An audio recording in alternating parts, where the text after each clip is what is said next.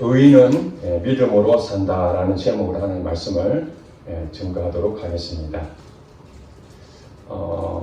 교회를 개척하고 한 13년 다 돼가는데 그동안 설교 주제 가운데 가장 많이 한 것 중에 하나가 믿음에 대한 설교를 했던 것 같습니다. 아마 여러분들이 꾸준히 이렇게 말씀을 들었다면은 지나치리만큼 믿음에 대해서 많이 들었다 이렇게 생각이 되어서 또 믿음에 대한 설교인가 다 아는 얘기인데 물론 새로운 것은 없습니다. 성경에 있는 그대로 전달하기 때문에 그렇게 생각할 수 있지만은 얼마 전에 기도하는 가운데 하나님이 말씀을 떠오르게 했습니다. 그 말씀이 오늘 본문에 나와 있는 오직 의인은 믿음으로 말미암아 살리라. 이 말씀이 제 생각을 계속해서 인도하고 그래서 이 믿음은 하나님 주신 것인데 이 믿음에 대해서 의인은 믿음으로 산다. 의인은 믿음으로 산다. 그렇구나. 우리가 이 세상 끝날 때까지 믿음은 항상 성도들과 저와 여러분하고 늘 동행하며 살아가야 될 것이 바로 믿음이구나 하는 생각이 되었습니다. 그래서 부득이 여러분 다 알고 계시지만은 믿음에 대해서 또 전할 수밖에 없음을 이해를 해주시기 바랍니다. 남서울 은혜교회 담임 목사님이셨던 홍정길 목사님이라고 계십니다. 그분 한국교회에 존경받는 목사님이신데 얼마 전에 인터뷰하는 가운데에 이런 고백을 했습니다. 한국교회가 회복되려면 목사가 예수를 믿어야 된다. 이렇게 말을 했습니다. 여러분 이해가 되십니까? 한국교회가 회복하기 위해서는 목사가 예수를 믿어야 된다. 여러분 목사가 어떻게 해야 됩니까?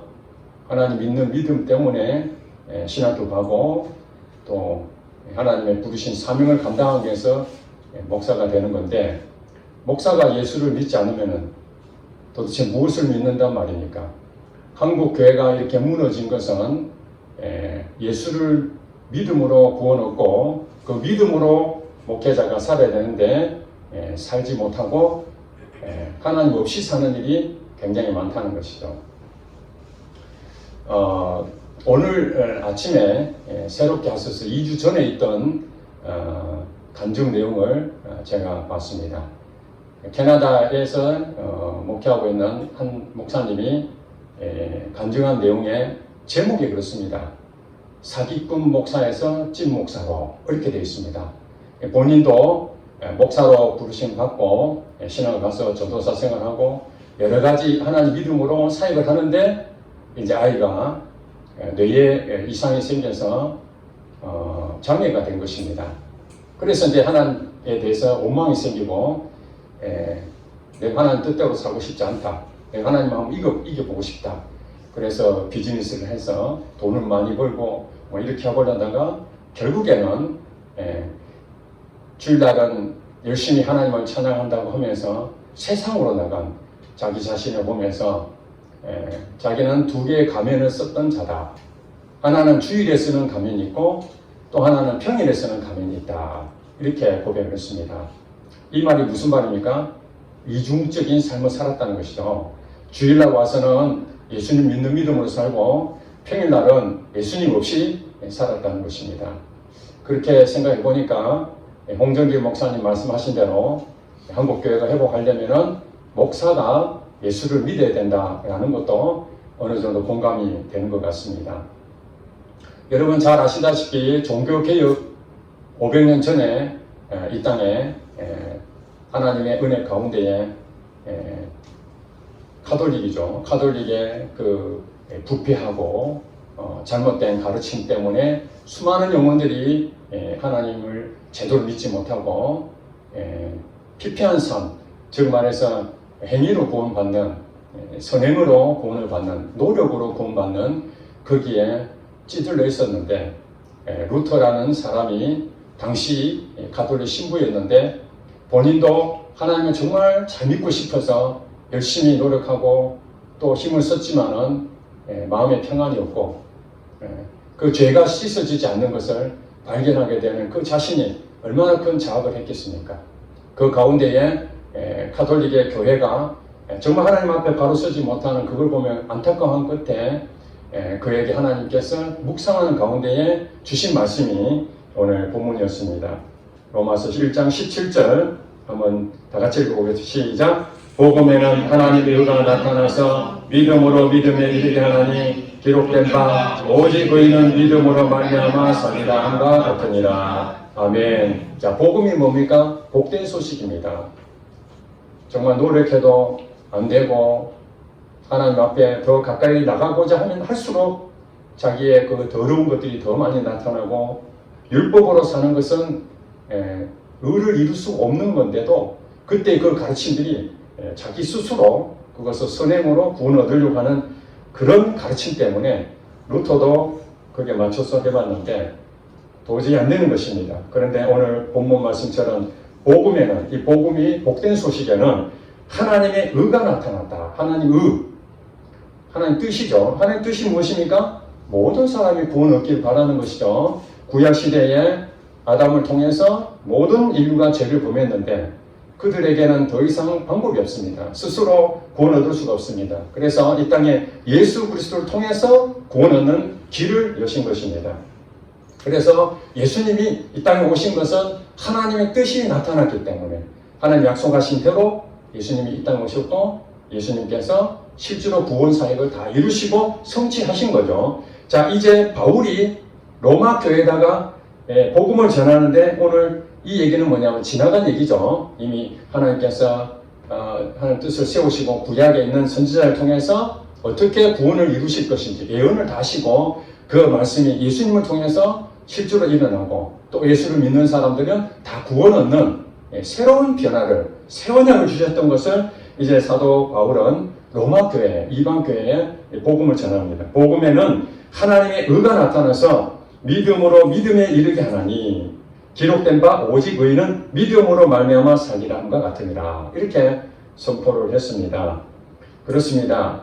하나님 뜻이 이제는 나타나서 믿음으로 믿음에 이르게 한다. 여기서 믿음으로 믿음에 이르게 한다라는 의미는 믿음이 점점 장성한다 이런 뜻을 가지고 있을 수도 있지만 실제로는 시작도 믿음이요 끝도 믿음이다.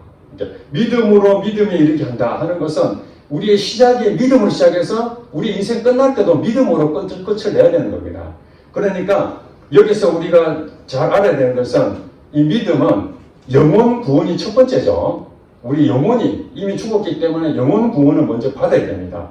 그래서 처음에 시작은 영혼 구원으로 시작이 되지만은 그것으로 끝나는 것이 아니라 이 세상 끝날 때까지 영과 혼과 육이 주님 앞에 가는 때까지 온전히 우리가 보존되고 거룩해지고 바르게 살려면은 믿음으로 살아야 된다. 그 말을 하는 것입니다. 루터는 영혼 구원에 대해서도 확신이 없었습니다. 그래서 오직 의인은 믿음으로 말미암아 살리라 하는 이 말씀으로 그의 그동안의 갈등과 아픔과 상처와 또 죄의 그 양심의 가책과 이런 것들이 일시에 다 해소가 된 것입니다. 아, 이게 진짜 복음이구나. 하나님 말씀하신 것이 의인은 믿음으로 말미암아 사는구나. 믿음이구나. 믿음으로 구원 얻는 것이. 그리고 에베소서에 보면은 하나님의 그 주시는 구원은 은혜요 선물이라고 그랬습니다. 그래서 내 노력으로 되는 것이 아니라는 것이죠. 우리가 볼 때 여기서 의인은 이렇게 적어놔요. 이 의인은 자기가 열심히 노력해서 구원을 이루어가는 그 부분을 의인이라고 한 것이 아니라 하나님께서 죄인이지만은 믿음으로 주님을 고백한 그 사람들에게 의롭다고 칭해준다는 겁니다. 이게 칭이죠, 칭의. 의롭다. 한마디로 말해서 더러운데 예수 이름으로 깨끗해질지어다. 그러면은 깨끗해진 것입니다. 누가 결정한 것입니까? 우리가 결정한 것이 아니라 하나님이 결정한 것입니다. 믿음을 가지면은 그 믿음의 고백을 통해서 하나님은 그가 죄인이 아니라 의롭다 이렇게 말해주는 것이죠. 그러므로 여기서 의인은 예수님을 구세주로 영접한 사람, 예수님을 믿음으로 고백한 사람이 바로 의인입니다. 저와 여러분이 의인 된 줄로 믿습니다. 아멘. 자, 여러분들은 이제 믿음으로 말미암아 살아났습니다. 과거형입니다. 영원히 구원을 받는 것이죠. 또 한 사람, 종교개혁의 루터가 이 말씀을 통해서 율법으로 구원 얻는 것이 아니라 믿음으로 구원 얻는다 해서 그의 삶이 완전히 변화되고 오늘날의 개신교의 한 초석을 가져왔다면 이제 세월이 흘러서 존 웨슬리라고 아시죠? 감리교를 만드신 분이 계십니다.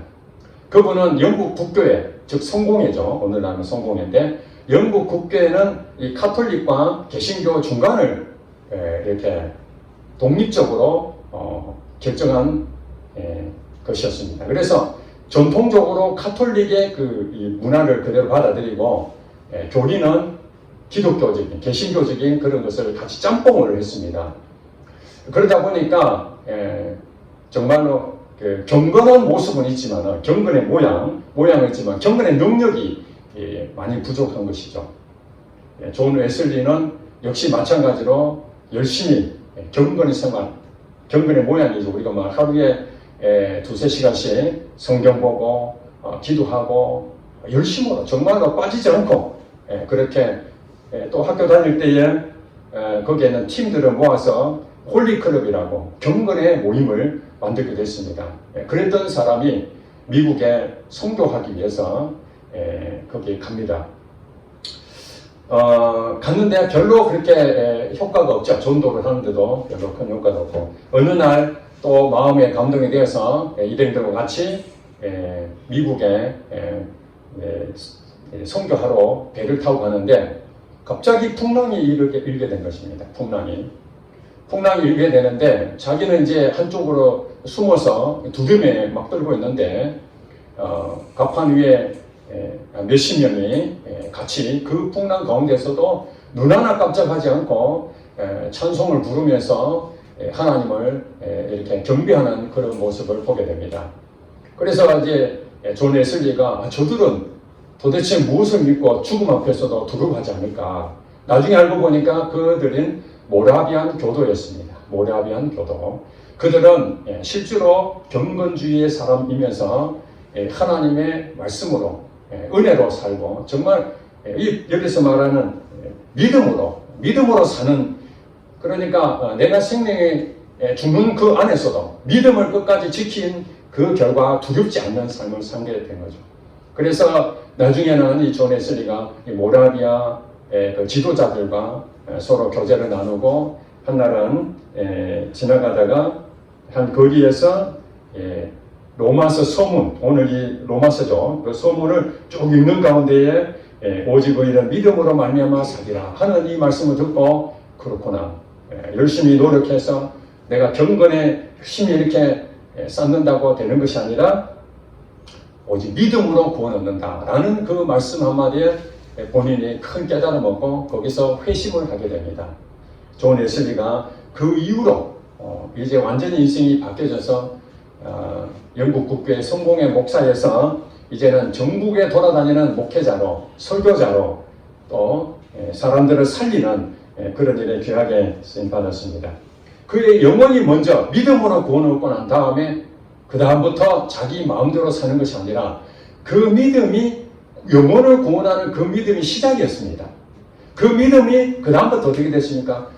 삶에 살면서 이 세상 끝날 때까지 그 믿음을 끝까지 유지해 가는 것이죠. 여기가 바로 믿음으로 믿음에 이르게 하는 이것이 모든 그리스도인들은 이 과정을 가게 되는 것이죠. 그런데 문제는 뭐냐면은 이 믿음이 항상 있는 것이 아니죠. 우리가 생각할 때 오해하지 않고 우리가 바르게 알아야 되는 건 뭐냐면은 대부분 우리 그리스도인들은 너 구원받았어? 구원받았다. 무엇을 받았지? 배웠으니까 믿음으로 구원받았다. 행위로 구원받는 것이 아니고 믿음으로 구원받는다라고 고백을 합니다. 믿음으로 구원을 받았다라는 것이 분명한 사실인 건 맞습니다.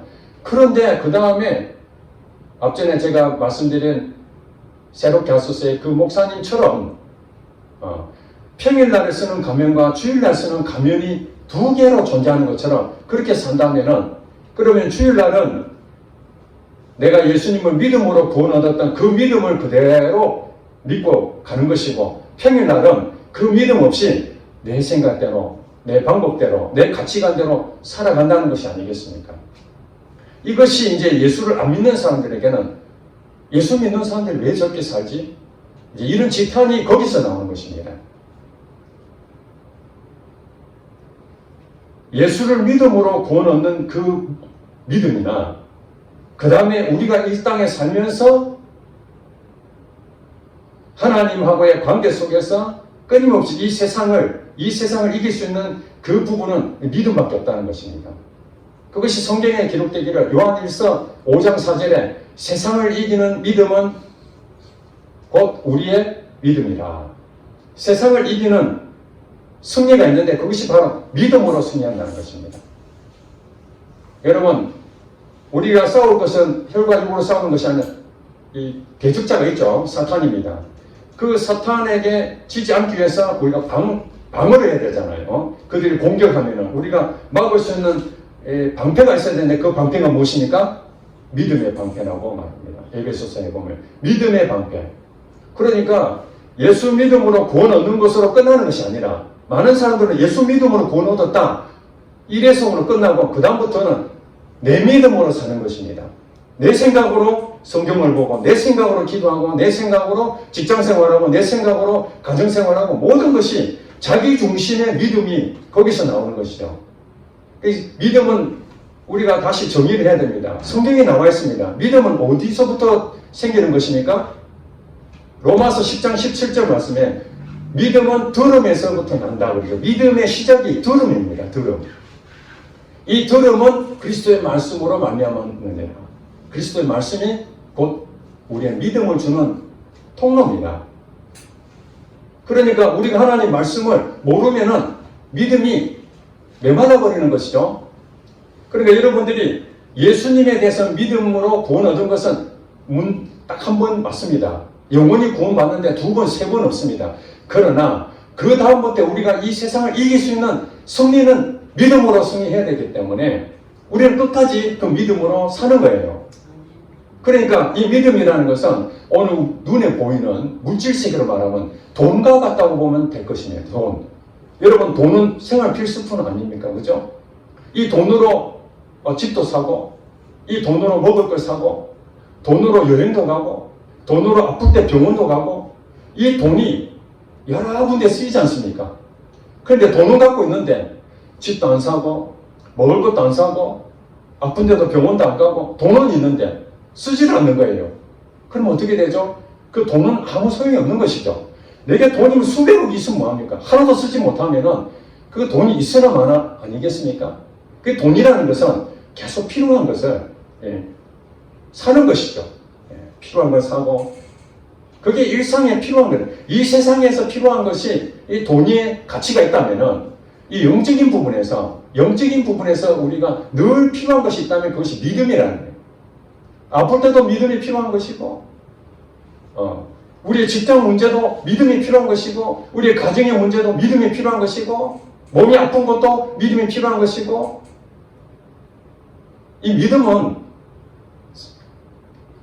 소용없는 것이 하나도 없습니다. 모든 것에 믿음이 적용이 되는 것입니다. 한 선교사님이 나이가 이제 40대 후반인데 사역을 열심히 했습니다. 정말 하나님의 은혜 가운데 사역을 했는데 어느 날 다리가 붓기 시작하더니 퉁퉁 부으니까, 여러분 그런 일이 생길 수 있잖아요. 평상시는 전혀 없는데 어느 날 갑자기 무슨 일이 생기게 되면은 여러분 어떤 마음 듭니까? 이게 뭐지? 이런 생각 들잖아요. 그러다가 이제 곧 하루 이틀 지나면은 가라앉으면은 별거 아니다 생각하는데 이게 일주일 가고 한 달 가면은 겁이 나잖아요. 다리가 붓기 시작하고 몸이 조금 이제 피곤해지고 병원에 이제 가봤죠. 병원에 가니까 이거 임파선 암 같다. 그래서 정밀 검사를 다 해서 확인해 보니까 정말로 임파선 암 말기였습니다. 그리고 이것뿐만 아니라 또 골수에도 이게 영향이 미칠 수 있는데 그것도 검사를 해봐야 된다. 임파선 암만 가지고도 힘든 일인데 골수도 문제가 될 수도 있다. 그래서 피검사에서 확인해 보니까 결국 골수도 암이라는 판정을 받게 됩니다. 여러분, 저도 아직 암에 걸리지 않아서 그 기분은 잘 모르겠습니다. 이 40대 후반의 젊은 선교사가 하나님의 뜨거운 열정으로 섬기다가 어느 날 갑자기 암이 걸렸다니까.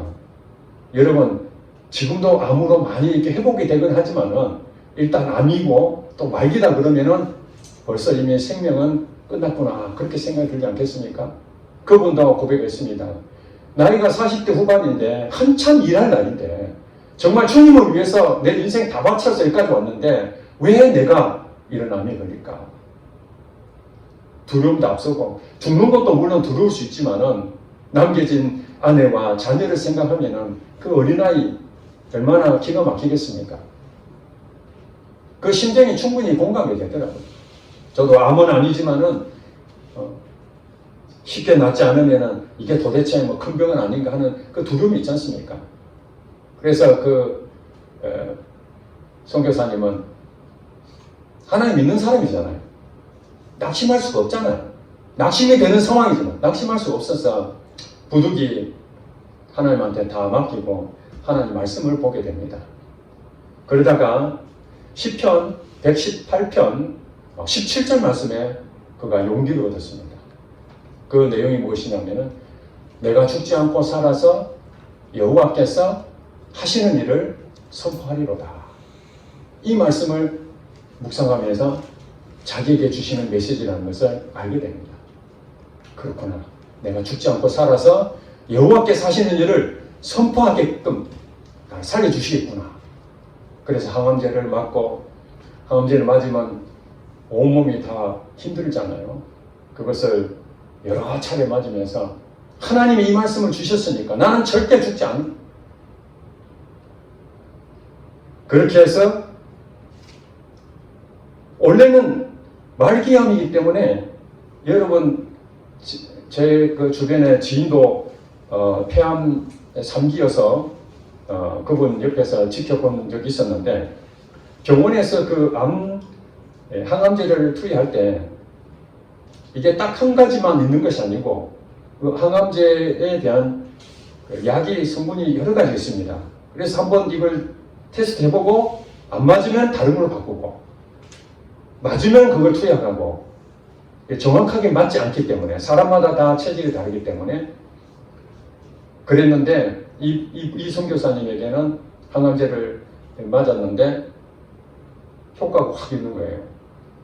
몇 시간 만에 그 퉁퉁 부었던 다리가 완전히 홀쭉해진 거예요. 간호사도 깜짝 놀라고 의사도 깜짝 놀라요. 왜냐하면 항암제를 여러 차례 맞아야 점점 줄어들어야 되는데 단번에 이게 그냥 효과가 나타나니까 여러분 아시다시피 이 항암제가 완전히 그 맞았다는 거 아니겠습니까? 조금이나 부작용이 있었으면 안 됐을 텐데 그렇게 해가지고 왕쾌가 됐습니다. 할렐루야.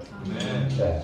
물론 이분이 시편 118편 17절 말씀이 모든 사람에게 주는 해당되는 게 아닙니다. 아픈 사람들 전부 다 내가 죽지 않고 살아서 여호와께서 하시는 일을 선포하리로다. 아, 저 목사님 그랬으니까 선교사님 그랬으니까 나도 이 말씀 붙잡고 내가 몸이 아프니까 시편 118편 17절 말씀처럼 나도 죽지 않을 것이야. 이것이 자기의 믿음이라는 거예요. 여러분, 내가 믿는 것과 하나님 주시는 믿음이 다릅니다. 그게 무엇입니까? 믿음은 들음에서 나며 들음은 그리스도의 말씀입니다. 하나님 말씀이죠. 그러니까 대부분 성경 말씀이 창세기부터 요한계시록까지 얼마나 많습니까? 그 가운데 기도하면서 묵상하면서 말씀을 가까이 하면서 그때에 그동안 읽었던 그 말씀 가운데 여러분 생각 속으로 떠오르는 메시지가 있을 수 있고요. 또 여러분 읽다가 이 말씀이 자기 마음에 확 부딪힐 때가 있죠.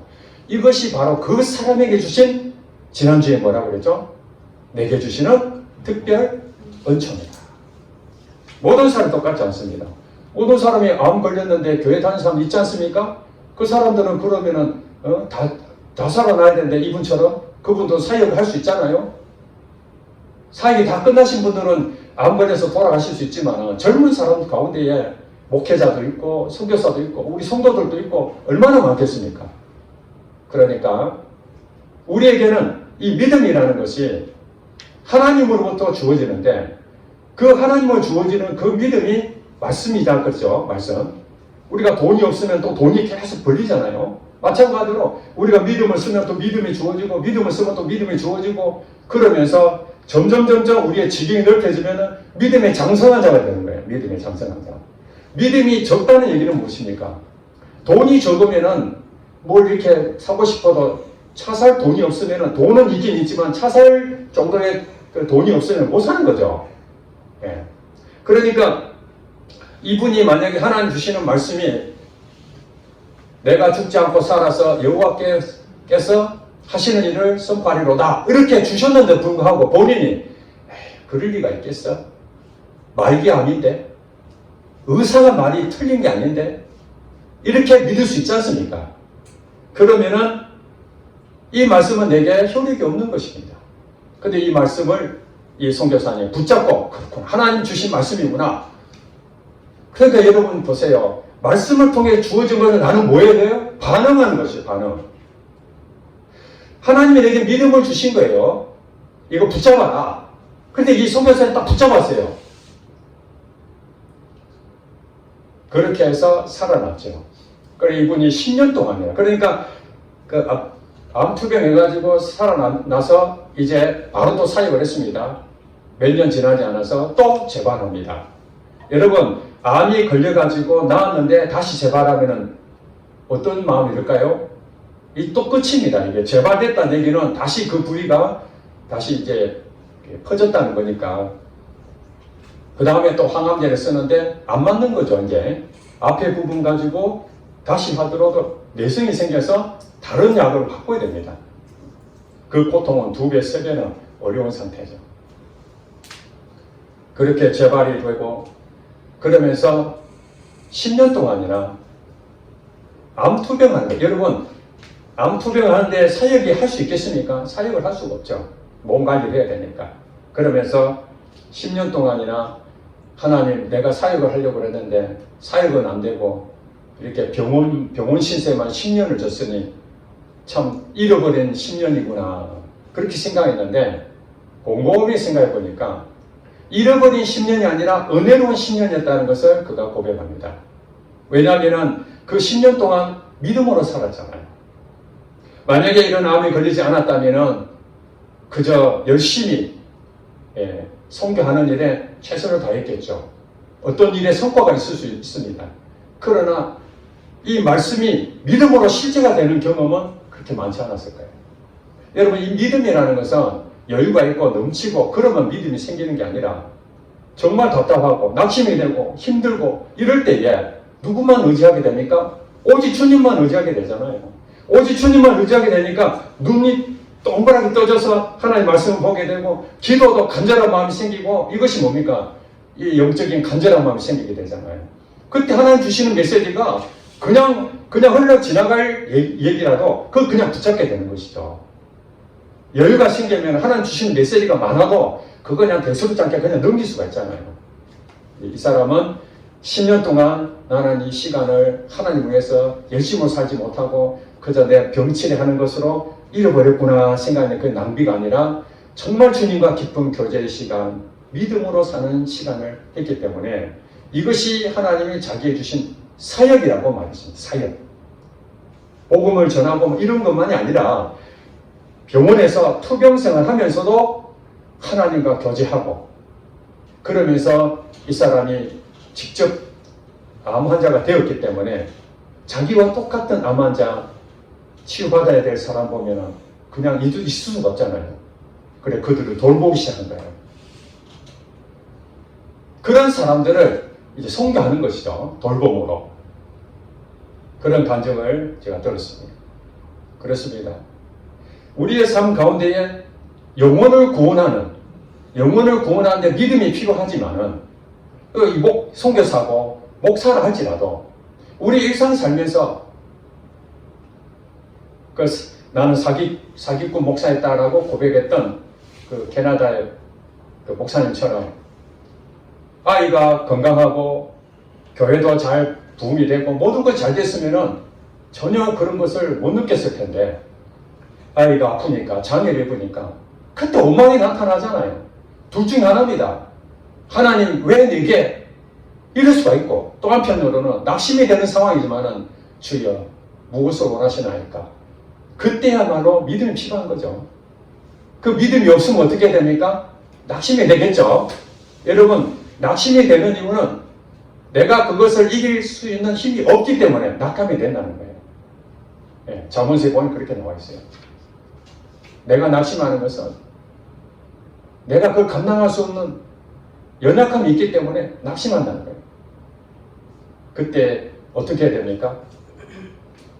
우리가 기도를 여러분 제목들 많이 있잖아요. 그 기도 제목 중에 물론 이런 기도 저런 기도 많이 있겠지만은 우리 성도들이 가장 많이 하는 기도가 무엇입니까? 하나님 내게 믿음을 주시옵소서. 아멘. 아멘. 믿음을 주시옵소서. 이 기도를 하잖아요. 왜 그렇습니까? 감당할 만한 믿음이 없으면 그걸 낙심을 해버리고 좌절하고 원망하니까 그러면서 다른 쪽으로 가버리잖아요. 믿음이 없으면은 우리가 여러분 방패가 요만한 방패가 있고 좀 큰 방패가 있고 이 큰 방패가 있다면은 적이 내한테 화살을 쏘면은 요만한 방패는 어떻게 해야 될까요? 이게 막을 넣으면은 엄청난 힘이 들겠죠. 그죠? 방패가 작으니까. 근데 방패가 크면은 그냥 딱 몸만 숨기면 되잖아요. 예, 편안하게. 그러니까 믿음도 작은 믿음을 가지고는 두려워요. 웬만한 조금 어떤 사건만 생겨도 막 두렵습니다. 누가 보면은 이 정도 가지고 뭘 그렇게 두려워하나? 그렇게 말하는 사람은 이 정도는 자기는 가능하다는 거죠. 근데 그 작은 것 가지고도 두려워 떨고 이런 낙심을 하고 있다는 얘기는 감당이 안 되는 것이죠. 그래서 우리는 영원한 구원을 받았을지라도 완벽하게 믿음으로 크게 이렇게 받은 것이 아니라 영원히 구원받은 그것으로 시작을 해서 그 다음부터 하나님 말씀을 통해서 내 영이 점점 활성화되고 내 영이 활성화되면서 내 마음도 영의 지배를 받고 내 마음이 온전하지 못한 것이 점점 바르게 세워지고 그 마음이 바르게 세워지면서 그동안 내 행동했던 것이 잘못된 것들이 바르게 수정이 되고 그래서 영과 혼과 육이 온전히 점점 이렇게 바르게 세워져 가는 데에 가장 중요한 것이 무엇인가? 그것이 바로 믿음이라는 거예요. 믿음은 우리에게 필수인데 믿음은 어디서 시작이 되는가? 하나님 말씀으로 시작이 된다고 분명히 말씀이 있습니다. 그러면 이 말씀은 어떤 말씀을 우리는 믿어야 되는가? 약속의 말씀을 믿습니다. 약속의 말씀. 그러니까 약속이라는 것은 여러분 저는 이제 사업을 해봐서 이제 그 약속음이라는 걸 내가 잘 아는데 그냥 현찰을 주는 게 있고 음을 주는 거거든요. 약속음. 이 약속음은 언제 주겠다라고 날짜를 기재합니다. 그 날짜에 돈이 들어옵니다. 그 날짜에. 약속을 했기 때문에. 그럼 이 약속음을 갖고 있다는 얘기는 뭐냐면은 지금은 돈이 있어요? 없어요? 없습니다. 그러나 그 날짜가 되면 돈이 들어온다는 이 종이 한 장 가지고 기다리고 있는 것이죠. 이게 약속입니다. 약속. 하나님께서는 우리에게 영혼을 구원하는 부분에서는 바로 이렇게 주셨지만은 그 다음에 우리가 이 세상을 이기는 승리의 삶은 약속으로 주어진 것이 대부분입니다. 그러니까 우리가 이 성경의 말씀을 읽으면서 약속의 말씀이 얼마나 많습니까? 이렇게 하면은 이렇게 할 것이다. 구하라 주실 것이다. 이게 다 약속이거든요.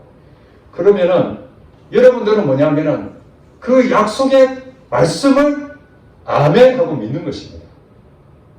여러분 자신을 믿는 게 아니고 약속을 믿는 거예요. 자, 여러분이 병에 걸렸어요.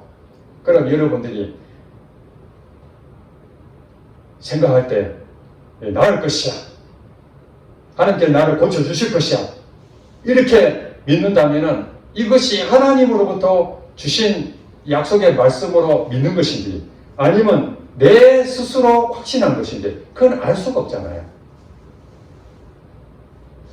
최근에는 잘 못 느꼈는데 예전에 여러분 뉴스에 이런 얘기를 많이 들었을 것입니다.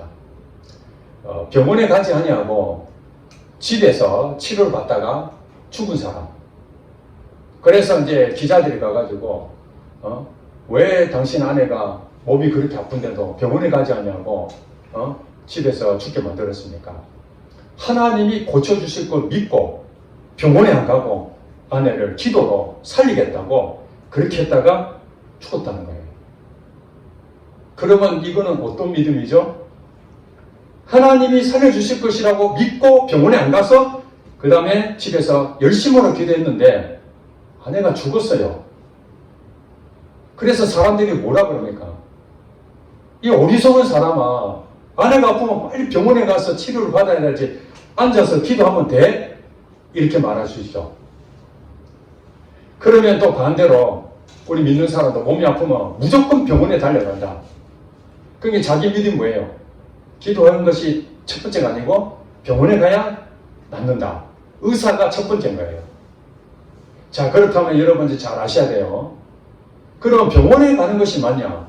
집에서 기도하면 맞는가? 둘 중에 헷갈릴 때가 많잖아요. 그렇죠? 그러니까 우리가 잘 모를 때는 어떻게 해야 됩니까? 잘 모르면 병원에 가야 되죠. 일반적으로 병원에. 그런데 병원에 갔는데도 불구하고 이게 쉽게 낫지도 않고 병원에서도 약을 주는데 잘 안 돼요. 그러면 어떤 마음이 드십니까? 그래도 끝까지 병원을 믿고 해야 될 수도 있지만은 병원에서도 못 고친다면은 이건 하나님으로밖에는 더 이상 안 되는구나 하고 기도를 하는 경우가 대부분 아닙니까? 그렇죠? 그런데 우리가 이제 생각을 잘못하면은 병원이고 뭐고 하나님 고쳐주시니까 무조건 기도해야 되겠다. 이게 자기 확신에 의해 가지고 하는 경우도 있습니다. 그러니까 여기서 조심해야 되는 것이 우리의 믿음과 하나님이 주시는 말씀의 약속의 말씀을 붙잡고 나타나는 그 믿음이 결과는 완전히 다른데 결과가 나타나기 전까지는 모르는 거예요. 지난주에 설교를 한 것처럼 그 사람에게 주신 특별 은총인데 내게도 똑같이 하겠다. 예전에 제가 어느 분이 세 사람이 기도원에 기도하러 가다가 물에 빠져 죽은 사건이 있었습니다. 그 세 사람은 물이 있는데 베드로가 어떻게 됐죠? 예수님이 물 위를 걸어오니까 베드로가 자기도 주여 명하시면 내가 예수님 가겠다니까 오락하니까 뛰내려가지고 걸었잖아요. 믿음으로 걸었는데 얼마 못 가서 믿음이 없어져서 빠지게 됐잖아요. 그리고 예수님도 물을 걸으셨으니까 요 정도 같으면 얼마든지 예수 믿은 사람이니 내가 기도원에 가니까 급하니까 이걸 걸을 수 있겠다 해서 물 위에 걷다가 그냥 휘슬려서 죽었다는 거예요. 이 자기가 생각할 때는 우리가 볼 때는 믿음이라고 생각하지만은 하나님이 주신 믿음이 아니죠. 성경에 나와 있으니까 요대로 해야 되겠다 하면 안 되는 거예요. 일반적으로 하나님께서 우리 모두에게 주시는 말씀, 이게 일반 로고스라 그래요. 그러나 이 가운데에 우리에게 특별하게 주시는 메시지, 그게 레마의 말씀입니다. 그러니까 성경에 나와 있으니까 다 나도 그렇게 하겠다라고 생각하면 안 됩니다. 이게 애매한 거예요. 지금 제가 이렇게 말씀드리지만은 이게 사람마다 다 다르기 때문에. 그런데 하나님께서는 때로는 병원 치료를 받는데 하나님께서 그걸 중단하고 나를 믿고 기도하라. 그러면 치유하리라. 그러면 여러분은 뭘 해야 됩니까? 이거 사단이 주는 말인지 내 믿음인지 아니면 하나님 주신 말씀인지 이거 분별해야 되는 거죠. 그래서 여러분한테 끊임없이 성령의 음성을 듣고 성령의 인도하심을 받아가고 계속 제가 정말 강조하는 이유가 분별이 안 되면은 내 믿음인지 하나님 주신 믿음인지 그게 이제 헷갈리게 되는 거거든요. 그러니까 캐나다의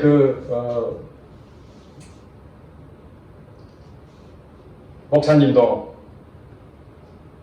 아이가 아프니까 하나님이 왜 이 아이가 아픈 것을 주셨는지 물을 수 있는 그런 상황이 아니니까 자기 나름대로 해석하니까 믿음으로 발동을 하지 않으니 결국에는 원망하고 다른 길로 빠지게 되는 경우가 얼마나 많습니까? 목회자도 그러는데 하물며 우리 성도들이 나는 예수님 믿습니다 하고 교회도 다니고 예수님 믿습니다 하고 성경도 보고 기도도 하고 그러지만은 결정적일 때 믿음으로 쓰지 않는다면은 그 믿음은 야고보 선생 말로 말하면은 죽은 믿음이다. 너희가 믿음이 있노라 하고 행함이 없으면은 죽은 믿음이다. 너희가 듣고 하나님 말씀을 듣고 행하지 아니하면은 그 믿음은 진짜가 아니다.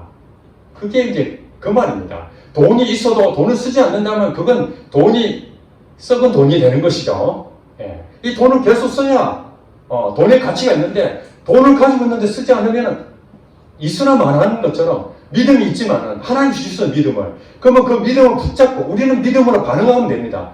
믿음을 붙잡고 그대로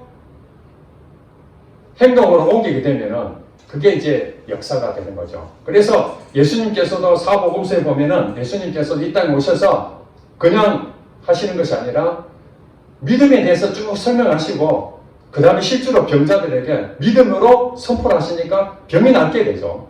믿음으로 선포하니까 귀신이 떠나가죠. 믿음으로 선포하니까 보리떡 5개 물고기 2마리로 5,000명 먹고도 남는 역사가 일어나잖아요. 그게 다 믿음으로 하는 것입니다. 성령의 역사심으로 믿으니까 그렇게 나타나는 것. 그래서 예수님께서 인자고 올 때 믿음을 볼 자가 있겠느냐. 그러니까 구원 얻는 데에 믿음뿐만 아니라 우리 삶 가운데에 믿음으로 적용하는 사람이 많다는 거예요. 적다는 거예요. 여러분 가정에 어려움이 생기잖아요. 직장 문제가 생기잖아요. 건강 문제가 생기잖아요. 여러 가지 문제가 생기거든 어떻게 해야 돼요? 그때야말로 믿음을 적용할 때입니다. 그런데 여러분들이 두려움이 없어요. 어떤 일이 생겼나? 그게 뭐 남들이 볼 때는 야, 그거 걱정스러운데? 그런데 난 하나도 걱정이 안 돼요. 평안해. 그게 뭐예요? 이미 믿음이 그 부분에 대해서는 내가 충분히 감당할 수 있는 믿음이 생겼기 때문에 낙심하지 않는 거예요. 그런데 어떤 부분에 대해서는 여기서는 내가 낙심하지 않고 평안이 있는데 또 다른 부분에서는 낙심이 되는 어떤 그 일들이 생기잖아요. 그러면은 어떻게 돼? 그 부분에 대해서 내가 약하구나. 여기에 대한 믿음이 없구나. 그럼 우리가 뭐 해야 됩니까? 믿음을 구해야 되는 거죠. 주여, 믿음을 주시옵소서. 그러면 하나님께서 다양한 방법으로 여러분을 가르쳐 주시고 깨닫게 하시고 성령님이 인도해 주십니다. 그러면 우리는 그 말씀을 붙잡고 그게 그 말씀이 내게 주시는 레마의 말씀인지 그 말씀만 여러분이 분명하게 분별할 수가 있다면 이게 내게 주시는 말씀이구나. 그것이 바로 특별은총이죠. 하나님은 특별은총을 참 여러분들한테 너무 많이 주시기를 원하고 계십니다. 그러니까 성령님이 내 안에 다 계시잖아요. 내게도 있고 여러분도 있고 다 있잖아요. 성령님 한 분이신데 내한테만 있고 여러분이 없으면은 여러분 성령님이 오기를 기다려야 되잖아요. 내 사정을 성령님이 어떻게 알겠어? 내 안에 안 계시면. 내 안에도 계시고 여러분 안에도 계시니까 성령님은 여러분의 모든 것을 다 알고 계시잖아요. 문제를 다 알고 계시잖아요. 그러니까 성령님께서 여러분의 모든 문제를 다 알고 계시니까 성령님이 예수 그리스도의 말씀으로 계속 가르쳐 주시는 거예요. 이렇게 살아야 된다. 그 길 가면 안 된다. 그렇지. 너 지금 낙심된 상황이지만 내가 너와 함께 했다. 다양한 방법으로 여러분에게 계속 말씀하십니다. 그럼 우리는 뭡니까? 그거 붙잡아야 되는 거야. 붙잡아야 돼. 그거 붙잡고 그 붙잡는 부분에서 내가 감당이 하지 안 되면은 예전에 말씀드린 것처럼 믿음이 생길 때까지, 그러니까 그 믿음이 열매로 나타날 때까지 꼭 붙잡고 계속 기도해야 됩니다. 말기암 환자가 됐다 해서 항암제 투여하면 바로 100% 나아버리면 뭐 문제가 있겠습니까? 그랬는데 다시 재발할 수 있잖아요. 그럼 어떻게 됩니까? 아이고, 이거 완전히 낫는 줄 알았는데 다시 이 말씀에 대한 아무 관계없네. 그러면은 의미가 없는 것이죠. 의심하지 말아야 됩니다. 붙잡았으면 끝까지, 지금 당장은 안 이루어지더라도 하나님께 내게 주셨으니까, 하나님 이 교회를 세워냈으니 하나님 아멘하고 세웠죠. 잘 되든 못 되든 하나님이 책임지실 것이다. 성도가 부흥이 안 되면은 낙심이 될 수 있잖아요. 근데 하나님께서 이 교회 내가 세운다고 분명히 약속하셨다면 그 약속의 말씀으로 마음이 평안을 얻는 것이죠. 내게 몸에 질병이 있지만은 하나님께서 내가 너의 병을 고쳐주리라. 그 말씀이 분명하다면, 내 개인적인 믿음이 아니라 하나님 주신 말씀이 분명하다면 그 말씀 붙잡고, 다른 거는 내가 모르겠고 하나님 주셨으니까 그 말씀 붙잡고, 이 질병이 반드시 이길 때까지 뭐 해야 됩니까? 믿음을 꼭 붙잡고 있어야 됩니다. 그게 예수님하고의 교제죠. 예수님을 믿는 것이죠. 그러니까 여러분, 말씀이 곧 예수님이고, 그렇죠? 예, 요한복음 1장 1절에 그러잖아요. 말씀이 곧 하나님이시고, 하나님과 함께 계셨으니 말씀이 곧 예수님이라는 것을 그렇게 말씀하셨으니까 우리가 예수님과 깊은 교제를 나누고 말씀 묵상하고, 이것이 전부 다 믿음을 자라게 하는, 믿음의 방패가 점점 커지게 하는 그런 일이다. 그러니 우리는 뭐 해야 됩니까? 율법으로 하는 것처럼 기도하고 말씀을 보는 것이 아니라 믿음이 자라게 하기 위한 유일한 방법은 말씀밖에 없으니까, 그 말씀이 나의 생명이니까. 여러분, 일을 왜 합니까? 돈을 벌려고 일을 하는 경우가 대부분 아닙니까? 돈이 있어야 뭘 하잖아요. 그러니까 하나님 말씀을 읽고 또 그 다음에 또 기도하고 우리가 예배드리고 주님과 묵상하고, 이런 모든 것들이 이 믿음을 점점 나를 키우는 하나의 부분인가요? 그러면 여러분들이 어떤 상황이 됐을 때 어떤 부분은 아직 감당이 안 되는 믿음이고 어떤 부분은 내가 감당하는 믿음이, 여러분 환경을 따라서 이게 분배될 거예요. 그러면은 감당이 되면 이러면 어떻게 됩니까? 주님이 내게 주신 믿음으로 이거 능히 이기게 하시니 감사합니다. 아멘. 아멘. 내가 그걸 감당하지 못한 주여 이 믿음을 주시옵소서. 감당할 수 있는 믿음을 주시옵소서. 그렇게 기도했는데 나중에 똑같은 상황이 왔을 때 그걸 감당하게 되면 주여 이것도 정복하게 하시면 감사합니다. 이것이 세상을 이기는 승리라는 거예요. 그게 우리의 믿음인 거예요. 그러니까 이 믿음이 있어야 하나님이 기뻐하신다. 믿음이 없으면 하나님 기뻐하게 하실 수 없다. 그러니까 우리는 이 세상 끝날 때까지 영원히 내가 구원을 얻어서 그 믿음으로 한 번으로 끝난 것이 아니라 이제는 이 땅에 끝날 때까지 그 믿음을, 모든 부분을, 믿음을 많이 사용하시는 여러분 되시기를 주의를 축복합니다. 아멘. 그래서 여러분들 믿음의 장성한 자가 되어서, 여기 보니까 믿음으로 믿음에 이르게 하다니, 시작도 믿음이요 끝날 때까지 믿음으로. 사도 바울이 뭐라고 고백하면 끝까지 믿음을 지켰으니. 아멘. 아멘. 끝까지 믿음을 지킨다는 것은 그걸 그냥 어떻게든지 잃어버리라고 하는 것이 아니라 믿음으로 끝까지 살았다는 거예요. 믿음으로 끝까지. 영혼공뿐만 아니라 여러분 산 인생 모든 부분에서 가정이나 일터나 교회나 주일이든 평일이든 상관없이 모든 부분은 믿음으로 승리하시는 여러분 되시기를 주의 이름으로 축복합니다. 기도하겠습니다.